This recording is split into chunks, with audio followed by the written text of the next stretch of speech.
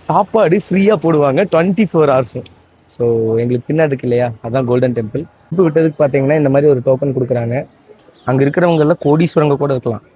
So நம்ம ஊரில் எப்படி இந்த அளவு குத்திக்கிறோம், இவங்க இந்த கியூவில் தான் நிற்கணும். கியூ மாதிரி இல்லைனாலும் இதுதான் கியூ, நின்று தான் ஆகணும்.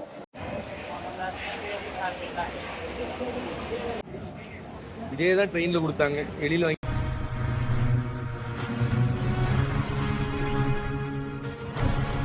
இப்போ பஞ்சாப்ல இருக்கோம், கோல்டன் டெம்பிள் போயிட்டு இருக்கோம். ஸோ இந்த கோல்டன் டெம்பிள் வந்து எதுக்கு ஃபேமஸ் தெரியுமா? ஃபுட்டுக்கு. சாப்பாடு ஃப்ரீயாக போடுவாங்க 24 ஹவர்ஸும். ஸோ அங்கே தான் நாங்கள் இப்போ போயிட்டு இருக்கோம். நாங்கள் குருத்வார் ரீச் பண்ணிட்டோம், அதோட என்ட்ரன்ஸ்லாம் நின்றுட்டு இருக்கோம். ஸோ எங்களுக்கு பின்னாடி இருக்கு இல்லையா, அதான் கோல்டன் டெம்பிள். இப்போ மென் அப்படி பார்த்தீங்கன்னா இந்த ஹேரை வந்து கவர் பண்ணணும், ஒரு டர்பன் மாதிரி வச்சு கவர் பண்ணணும். லேடிஸ் வந்து என்ன ஷால் போட்டு கவர் பண்ணணும். ஸோ உள்ளதான் வந்து என்னென்னா கோல்டன் டெம்பிள் இருக்குது.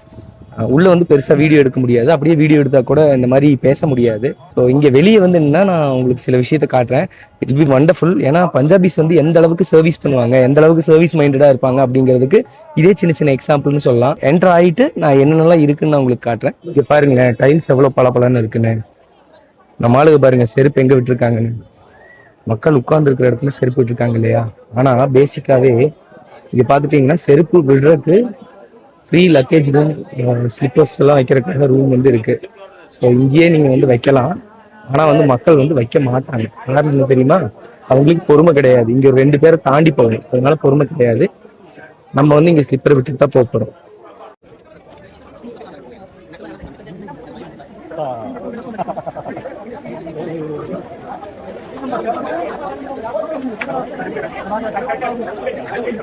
விட்டதுக்கு பார்த்தீங்கன்னா இந்த மாதிரி ஒரு டோக்கன் கொடுக்குறாங்க. ஸோ இந்த டோக்கன் நீங்கள் திருப்பி கொடுத்தீங்கன்னா செருப்பு வாங்கிக்கலாம். 5 பைசா உங்ககிட்ட வாங்க மாட்டாங்க, கேட்கவும் மாட்டாங்க. நம்ம ஊர்ல எல்லாம் 10 ரூபா 5 ரூபாய்ன்னு கேட்பாங்க. ஸோ அட்லீஸ்ட் வந்து அவங்க முடியாதவங்க கேட்குறாங்க, ஓகே ஃபைன். ஆனால் இந்த ஊரில் வந்து அவங்க முடியாதவங்களா இருந்தால் கூட 5 பைசா கேட்க மாட்டாங்க, காசே உங்ககிட்ட கேட்க மாட்டாங்க. Because Punjabis R service oriented people, service minded people. அதனால வந்து கண்டிப்பாக வந்து உங்ககிட்ட 5 பைசா கேட்க மாட்டாங்க. மார்பிள் எல்லாம் வந்து பார்த்துட்டிங்கன்னா பயங்கரமாக டெம்பரேச்சர் வந்து அப்சர்வ் பண்ணும். ஸோ இந்த டைமில் வந்து உங்களுக்கு வந்து பயங்கர ஹீட்டாக இருக்கும். ஆனால் இந்த மாதிரி அவங்க வந்து டென்ட் போட்டு சன்ஷேட் போட்டு உங்களுக்கு வந்து அதை கவர் பண்ணியிருப்பாங்க, மக்கள் நடக்கிற பாதையில் மட்டும். அது மட்டும் இல்லாமல் கீழே வந்து சாக்கு போட்டு அதுக்கு வந்து தண்ணியும் ஊற்றுவாங்க. ஸோ தட் மக்கள் வந்து கம்ஃபர்டபுளாக போகலாம் அப்படிங்கிற மாதிரி. ஸோ இது வந்து outside of the temple தான். இன்சைடு வந்து இன்னும் பயங்கரமாக வந்தீங்கன்னா மக்களுக்காக வந்தீங்கன்னா அவங்க கம்ஃபர்டபுளாக இருக்கவங்களுக்காக பண்ணியிருப்பாங்க. அதையும் நம்ம உள்ளே போய் பார்ப்போம். இப்போ உள்ளே போயிட்டுருக்கோம். பார்த்தீங்கன்னா நாங்கள் இந்த சாக்கு மேலே தான் நடந்து போயிட்டுருப்போம்.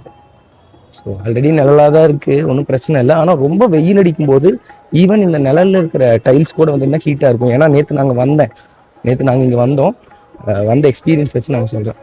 சாமி கும்பிட்றதுக்கு முன்னாடி இவங்க என்ன பண்ணுவாங்கன்னா போய் ஹேண்ட் வாஷ் பண்ணிட்டு வருவாங்க. சரி வாங்க நம்மளும் போய் ஹேண்ட் வாஷ் பண்ணுவோம்.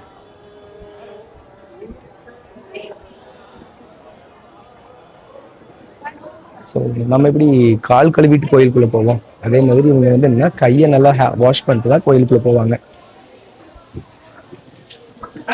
We need to follow the tradition, right?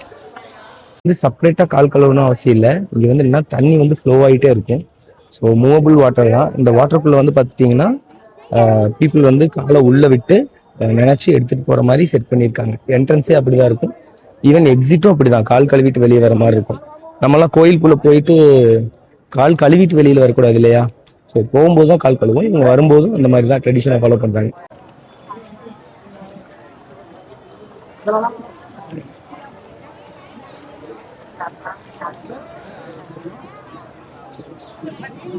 கொஞ்சம் செக்கிங் பண்ணிட்டு தான் அனுப்புவாங்க. சர்தாஜிஸ் பாருங்களேன், யூனிஃபார்ம் போட்டு செக்கிங் பண்ணி தான் அனுப்பிடுவாங்க.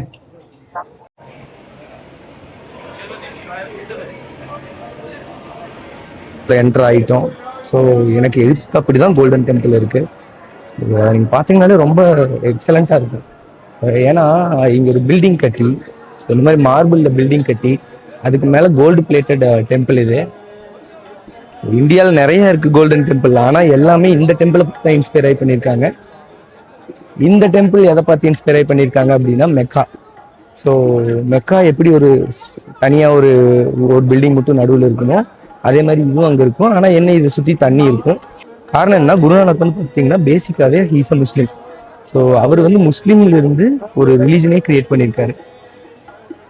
பேசிக்காக இந்த பாண்டில் வந்து குளிச்சுட்டு தான் போவாங்க. ஸோ ட்ரெடிஷ்னலாக போகிறவங்க இதுக்குள்ளே குடிச்சிட்டு தான் உங்களோட இந்த கோல்டன் டெம்பிள்குள்ளே என்ட்ரி ஆவாங்க. ஸோ அட்லீஸ்ட் வந்து என்னென்னா கொஞ்சம் ரிலீஜியஸாக இருக்கிறவங்க காலாவது கழுவிட்டு தான் போவாங்க. கீழே நடக்கிற பாதையில் பார்த்துட்டிங்கன்னா ஏதோ எழுதி இருந்துச்சு. நான் கூட ஏதோ மந்திரம் மாதிரி எழுதியிருக்காங்க அப்படின்னு பார்த்தா, நம்ம ஊரில் கல்வெட்டு எழுதி வைப்போம் இல்லையா, டொனேஷன் கொடுத்தாங்கன்னா. ஸோ அந்த மாதிரி டொனேஷன் கொடுத்ததையெல்லாம் கீழே எழுதி வச்சுருக்காங்க. கீழே மட்டும் எழுதி வைக்காமல் சைடில் செவுத்துலேயும் வந்து பார்த்துட்டிங்கன்னா கல்வெட்டு மாதிரி பொதிச்சு வச்சுருக்காங்க. ஸோ ஒவ்வொரு டொனேஷனுக்கு தகுந்தாப்படி அந்த சைஸ் ஆஃப் த டைல்ஸ் வந்து இருக்குது. இந்த ராஜராஜ சோழர் கோயிலில் வந்து பார்த்துட்டிங்கன்னா நிறைய எழுதியிருக்கும் இத்தனை பேர் டொனேட் பண்ணியிருக்காங்கன்னு. அந்த மாதிரி இந்த கோயில்லையும் வந்து என்னென்னா இத்தனை பேர் டொனேட் பண்ணியிருக்காங்கன்னு எழுதியிருக்கு. இங்கே க்யூவில் பக்தர்கள் வந்து கஷ்டப்படக்கூடாதுங்கிறக்காக ஃபேனில் ஹியூமிடிஃபையர் மாட்டி வச்சுருக்காங்க. நல்லா உத்து பார்த்தீங்கன்னா தெரியும், அந்த ஃபேன்லேருந்து புகை வர மாதிரி இருக்கும் பாருங்கள். ஸோ எல்லா பக்தரும் வந்து என்னென்னா எவ்வளோ நேரம் நின்னாலும் அவங்களுக்கு வந்து பார்த்துட்டிங்கன்னா கொஞ்சம் கூட அந்த ஹீட் தெரில. ஸோ நாங்கள் கிட்டத்தட்ட 2 மணி நேரம் நின்னோம், எங்களுக்கு கொஞ்சம் கூட ஹீட் தெரில. ஏன்னா அந்த வாட்டர் வந்து நம்ம மேலே ஸ்ப்ரே ஆகிட்டே இருக்குது. கூட்டத்தில் இருக்கிறவங்களுக்கு தாகம் எடுக்குங்கிறக்காக பக்கத்தில் ஒவ்வொருத்தராக வந்து சைடில் ஐஸ் வாட்டர் கொடுத்துட்டு இருந்தாங்க. ஸோ கண்டினியூஸாக நிற்காமல் வந்து கொடுத்துட்டே இருந்தாங்க. ஸோ எங்களுக்கு ரொம்ப பிடிச்சிருந்துச்சுங்க இந்த எக்ஸ்பீரியன்ஸு. இதாங்க கோயிலோட என்ட்ரன்ஸ். இதுக்கப்புறம் நம்மளால் வீடியோ எடுக்க முடியாது. அப்படியே எடுத்தால் கூட காமாக ஃபோனை வாங்கி அழகாக அதை டெலீட் பண்ணிவிட்டு திருப்பி கொடுத்துருவாங்க. இந்த டெம்பிளுக்கு வந்துட்டு குருத்வாரால நின்னோம். உள்ளுக்குள்ளே அந்த டெம்பிளுக்குள்ளே என்ட்ரு ஆகிறதுக்கு வெயிட் பண்ணோம். கிட்டத்தட்ட 2.5 hours ஆச்சு. ஏன்னா ஒரு பேட்சாக தான் அனுப்புவாங்க. உள்ளே போய் வந்தீங்கன்னா அவங்க ப்ராப்பராக சாமி கும்பிடணும். ஸோ எப்படி இஸ்லாமிக் பீப்புள் வந்து மண்டிட்டு சாமி கும்பிடுவாங்களோ அதே மாதிரி இவங்களும் மண்டிட்டு சாமி கும்பிடுவாங்க. ஸோ அதுக்காக அங்கே கொஞ்சம் டைம் எடுக்கும். அதனால ஒவ்வொரு 10 minutes ஒன்ஸ் தான் க்யூ வந்து கொஞ்சம் கொஞ்சமாக நகரும். ஸோ இங்கே இருக்கிற க்ரௌடை மட்டும் பாருங்கள், எத்தனை பேர் இருக்காங்கன்னு மட்டும் பாருங்கள். ஸோ இத்தனை பேரும் போவாங்க. இத்தனை பேரும் உள்ளே போகும்போது கண்டிப்பாக வந்தீங்கன்னா உங்களுக்கு வந்து டைம் எடுக்கும் இல்லையா. ஸோ எங்களுக்கு வந்து 2.5 hours வந்து கிட்டத்தட்ட எடுத்துச்சு. இங்கே பாருங்கள். ஸோ இங்கே ஒரு இடம் இருக்கு இல்லையா, அந்த ஸ்டாலில் வந்து என்னென்னா தண்ணி கொடுக்குறாங்க. இங்கே வர்றவங்களுக்கு எல்லாமே தண்டா பானிசி சாரி ஐஸ் வாட்டர் வந்து கொடுப்பாங்க. அவங்க வந்து ஒரு கப்பில் கொடுப்பாங்க. அந்த கப்பை வந்து என்ன ஒருத்தர் பிடிச்சோம்னா உடனே கழுவிடுவாங்க. சோப் போட்டு நீட்டாக கழுவிட்டு அதுக்கப்புறம் அந்த கப்பை வந்து அங்கே மறுபடியும் ரீஃபில் பண்ணிடுவாங்க. அந்த ரீஃபில் பண்ண கப்பை வந்து நம்ம எடுத்து மறுபடியும் குடிச்சிக்கலாம். ஸோ தட் வந்தோம்னா நந்தினி குடிச்சிட்டு இருக்கா பாருங்க. ஸோ இந்த மாதிரி தான் குடிப்பாங்க. தண்ணி கொடுக்குறவங்க, பாத்திரம் கழுவுறவங்க எல்லாம் கொஞ்சம் அந்த ஏழ்மை நிலையில் இருக்கிறவங்க அப்படின்லாம் நினைச்சிட வேண்டாம். அங்கே இருக்கிறவங்க எல்லாம் கோடீஸ்வரங்க கூட இருக்கலாம். ஸோ நம்ம ஊரில் எப்படி இந்த அளவு குத்திக்கிறோம், காவடி எடுக்கிறோம், அப்படியெல்லாம் வேண்டிக்கிறோம் இல்லையா, அதே மாதிரி இவங்கெல்லாம் என்ன பண்ணுவாங்க அப்படின்னா, நாங்கள் தண்ணி பரிமாறுறோம் வர்ற மக்களுக்கு, இல்லைன்னா அந்த பரிமாறின கப்பை வந்து நாங்கள் கழுவுறோம் அப்படிங்கிற மாதிரி வந்து என்னன்னா அவங்க நிறைய வேண்டுதல் பண்ணிப்பாங்க. ஸோ இதே தான் சாப்பிட்ற இடத்துக்கும், சாப்பிட்றத வந்து பரிமாறுறோம், அதுக்கப்புறம் வந்து என்னன்னா சாப்பிட்ற பிளேட்டை கழுவுறோம் அப்படிங்கிற மாதிரிலாம் வேண்டிப்பாங்க. ஸோ இவங்க வேண்டுதலே கொஞ்சம் வினோதமாக இருக்கு இல்லையா.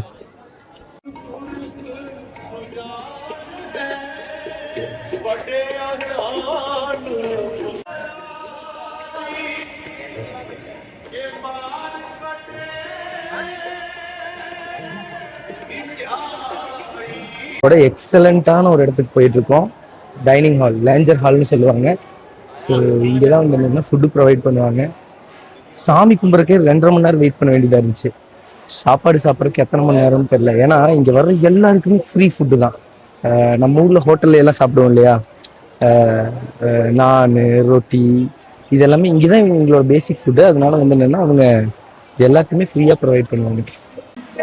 கரெக்டாக நான் இப்போ இந்த லேஞ்சர் ஹாலுக்கு ஆப்போசிட்லாம் நின்றுருக்கேன். இப்போ பார்த்தீங்கன்னா ஹேண்ட் வாஷ் ஏரியா இருக்குது. அப்படியே திரும்பி பார்த்தீங்கன்னா அங்கே லைனாக எப்படி பிளேட் கொடுத்துட்டு இருக்காங்கன்னு மட்டும் பாருங்களேன். வர்றவங்க எல்லாருக்குமே வந்து என்னென்னா பிளேட் கொடுத்துருவாங்க. பிளேட் கொடுக்குறவங்களும் வந்து என்னென்னா வேண்டிட்டு தான் கொடுத்துட்டு இருக்காங்க. இந்த பிளேட்டெல்லாம் வாங்கிட்டோம், பிளேட்டு, குண்டா, ஸ்பூன்லாம் தந்துடுவாங்க. ஸோ இதை வாங்கிட்டு நம்ம வந்து சாப்பிட்ற இடத்துக்கு போயிட்டு இருக்கோம். செம கூட்டமாக இருக்குது. ஏங்க இந்த கியூவில் தான் நிற்கணும். கியூ மாதிரி இல்லைனாலும் இதுதான் கியூ, நின்று தான் ஆகணும். உள்ளே வந்து டைனிங் ஹால் இருக்கும், நம்ம வெயிட் பண்ணி போய் சாப்பிட்டுக்கலாம். சாப்பிட்டு இருக்காங்க. இதை முடிச்சோடனே இந்த கதவை திறப்பாங்க. திறந்துமே நம்ம வேகமாக உள்ளே போய்க்கலாம். பஞ்சாபிஸ் என்ன எதிர்பார்ப்பாங்க அப்படின்னா, மேக்ஸிமம் நீங்கள் வந்து ஃபுட்டுக்கு ரெஸ்பெக்ட் கொடுக்கணும், ஃபுட்டை வேஸ்ட் பண்ணிடக்கூடாதுன்னு நினைப்பாங்க. அப்படி ஒன்றும் லேட் ஆகலைங்க. சாமி கும்பிட்றக்கு கூட நாங்கள் வெயிட் பண்ணோம், சாப்பாட்டுக்கு வெயிட்டே பண்ணல. ஒரு 5 நிமிஷம் நாங்கள் அங்கே நின்றுட்டு இருந்தோம். உள்ளே போய் பார்த்தா ஆல்ரெடி கொஞ்சம் பேர் உட்காந்துருந்தாங்க. ஸோ நாங்கள் அப்படியே மீதி இருக்கிற இடத்த அப்படியே ஆக்குபை பண்ணிட்டோம். சாப்பாடை எப்படி தூக்கி வீசுகிறாரு பாருங்களேன். ஆக்சுவலி அவர் வீசலைங்க. கொடுக்குறவன் கை உயர்ந்திருக்கணும், கேட்குறவன் கை வந்து என்னென்னா தாழ்ந்துருக்கணும். ஸோ அந்த கான்செப்ட் தான் இங்கே.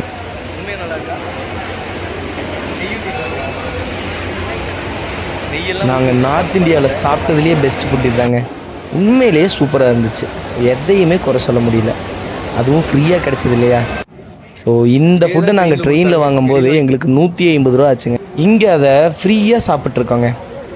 அந்த சிங்கு பாருங்களேன், தண்ணி ஊற்றிட்டு வர்றாரு. எப்படி தண்ணி ஊற்றுறாங்கன்னு பாருங்களேன். அவங்க பைப்பை கொண்டு வரும்போதே குண்டாவை எடுத்து நீட்டிடணுங்க. சிந்திச்சுனாலும் சங்கடப்படுவாங்க. நீங்கள் அதே மாதிரி ஃபுட்டை வேஸ்ட் பண்ணிங்கனாலும் சங்கடப்படுவாங்க. அப்புறம் நாங்கள் சாப்பிட்டு முடிச்சுட்டு போகும்போது அங்கே ஒரு தாத்தா இருந்தார். அந்த தாத்தா வந்து என்னென்னா ஸ்பூனெல்லாம் கலெக்ட் பண்ணிட்டார். அதுக்கப்புறம் போக போக பார்த்துட்டிங்கன்னா இன்னும் 2-3 பேர் நின்றுட்டு இருந்தாங்க. அவங்கெல்லாம் வந்து என்ன எங்கள் பிளேட்டை கலெக்ட் பண்ணிட்டாங்க. கலெக்ட் பண்ணி லைனாக கொடுத்து விட்டாங்க. கொடுத்து விட்டு உள்ளே வந்து என்னென்னா நிறைய பேர் அதை வந்து வாஷ் பண்ணிகிட்டு இருந்தாங்க. என்னடா பிளேட்டெல்லாம் கழுவுறாங்களே, அவங்கெல்லாம் ஸ்வீப்பர்ஸா இல்லை ஏழைகளான்லாம் நினைக்க வேண்டாம். அவங்கெல்லாம் பயங்கரமான கோடீஸ்வரங்க. ஆனால் ஏதோ ஒரு வேண்டுதலை மனசில் வச்சுட்டு நான் இத்தனை பேர்த்துக்கு 1000 பேருக்கு பிளேட் கழுவுறேன், 2000 பேருக்கு பிளேட் கழுவுறேன் அப்படின்னு சொல்லிட்டு அவங்க வேண்டுதல் பண்ணியிருக்காங்க. அதனால வந்து என்ன அந்த பிளேட்டெல்லாம் கழுவிட்டு இருக்காங்க. சாப்பிட்டு முடிச்சுட்டு வெளியில் வந்தால் பஜாருங்க. பஜாரில் உங்களுக்கு என்ன வேணுனாலும் பர்ச்சேஸ் பண்ணலாம். ஆனால் இங்கே டெல்லி மார்க்கெட் மாதிரி பெருசாலாம் பார்கெயின் பண்ண முடியாது. ஒரு 10 ரூபா 20 ரூபா கம்மி பண்ணுவாங்க. பட் பேசிக்காக எல்லாமே ஓரளவுக்கு சீப்பாக தான் இருக்கும். நாங்கள் கொஞ்சம் பர்ச்சேஸ் பண்ணிட்டு ரூமுக்கு கிளம்பிட்டோங்க.